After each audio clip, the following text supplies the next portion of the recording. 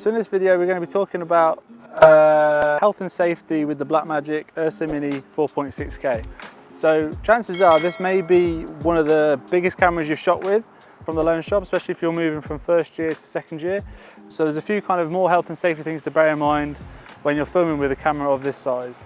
This camera can get quite heavy as the day goes on, so in between takes you're going to want to make sure you've got someone to pass it to and things like that to sort of save yourself from fatigue and things like that, especially with the shoulder rig as well. That can really get quite tight on your back after a long filming day.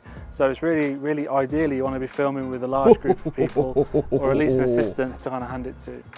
Something else to bear in mind when working with a heavier video camera such as this is what kind of tripod you use. So in the loan shop we have the heavy video tripods, which are the Manfrotto 504 HDs, large enough to take the weight of a camera such as this.